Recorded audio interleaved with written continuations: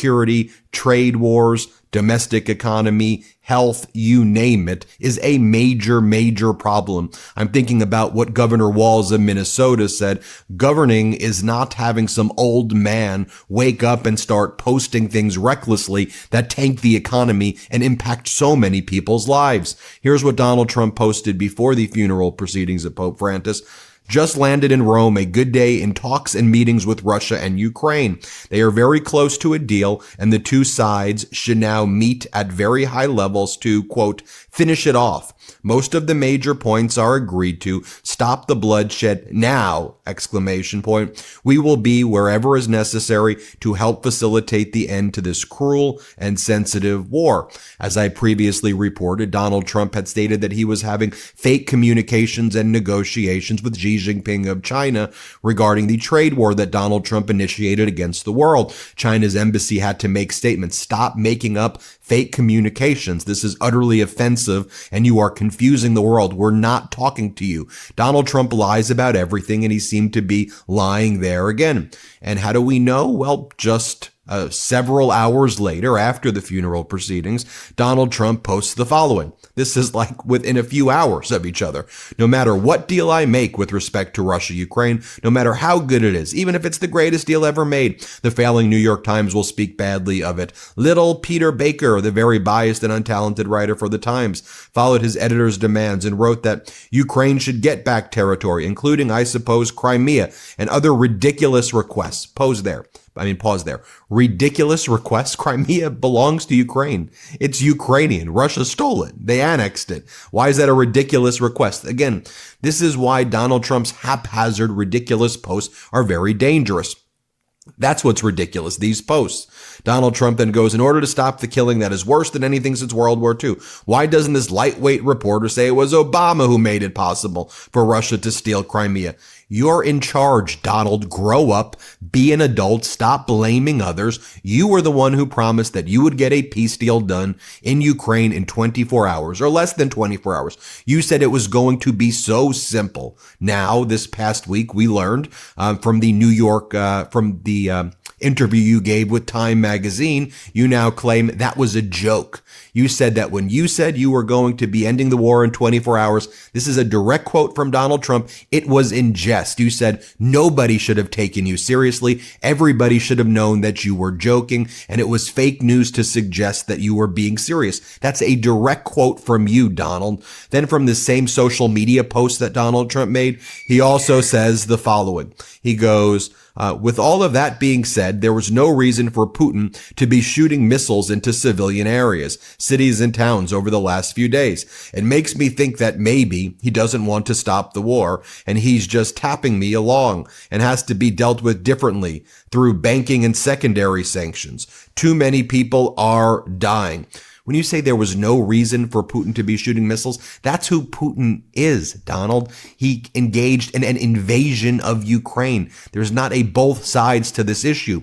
There's one side, Ukraine, that wants an unconditional ceasefire and peace. There's another side, Russia, that wants to kill everybody in Ukraine, including their innocent civilians. So stop both sidesing this issue, you idiot, you.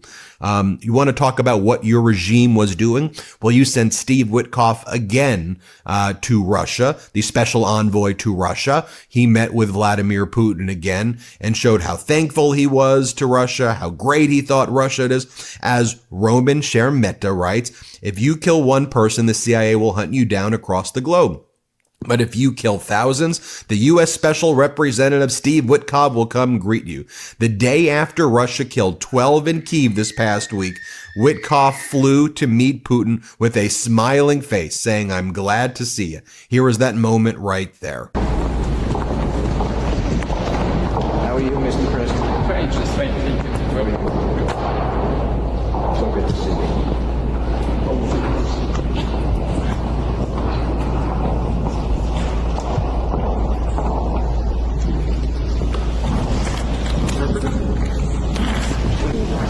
From the embassy. Okay. So shifting from the funeral of Pope Francis, those really distinguished and humbling ceremonies there, to the United States economy. As Nicholas Brown posts and the Financial Times writes, U.S. stocks are off to its worst start against global peers in more than 30 years.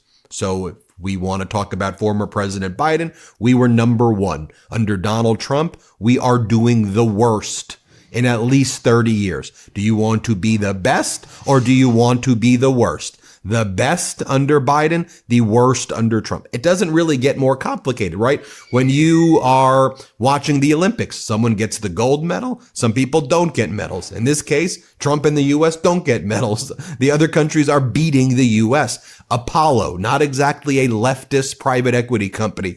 Apollo, the private equity company, goes, consumer sentiment is collapsing. U.S. tourism is collapsing. New orders are collapsing. Cost pressures are up. Freight volumes are down. Trucking volumes are down. I'm not using hyperbolic language when I say collapsing. Apollo, not known for hyperbolic rhetoric, goes collapsing. I'm using their language. How about this article from Bloomberg this weekend? America's market exceptionalism isn't coming back. With the U.S. economic prospects waning, free movement of capital becoming an Achilles heel as investors of all stripes start to flee U.S. assets. That's Bloomberg saying this.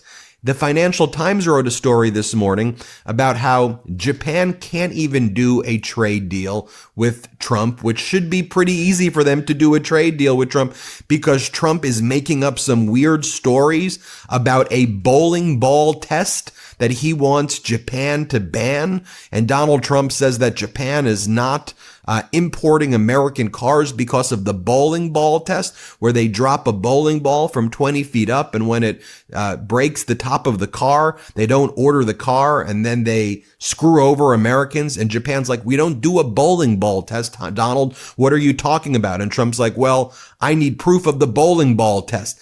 It's ridiculous things like that, like demented things, dangerous things. Could you imagine if former President Biden was going, I need a bowling ball test or else I'm not going to do it? Donald Trump's declared a trade war against the world. He's done zero deals. That's why I call him Zero Deal Donald. As I've said before, he's the worst deal maker in the world. He's not a good deal maker at all. And the world was showing how they felt about him at the funeral of Pope Francis. It's absolutely ridiculous. At the same time, domestically, you have Pam Bondi rescinding guidance at the DOJ, saying the DOJ's going to go after media right now. By the way, go to MidasPlus.com. We did a whole article about how the Trump regime says they're going to be targeting the media to go after their sources and to go after whistleblowers. We have a lot of whistleblowers here on the Midas Touch network. So there's that. There's the story about Donald Trump deporting 2-year-old American citizens to like Honduras and foreign countries. There was the story in the Miami Herald this morning about Donald Trump cruelly deporting the wife who was breastfeeding her kid back to Cuba, who's been here with her husband, and how Donald Trump's screwing over the Cuban community. We're learning about more individuals who Donald Trump deported to foreign countries without due process. We're going to be covering it all here on the Midas Touch Network. And there's a reason why Donald Trump's approval right now is like 37% or 40%. On the economy, it's 37%. He's underwater on every single issue right now. The worst presidency in the history of the United States of America unfolding before our eyes. Absolutely humiliating and shameful. Hit subscribe. Let's get to 5 million subscribers. New Midas merch drop.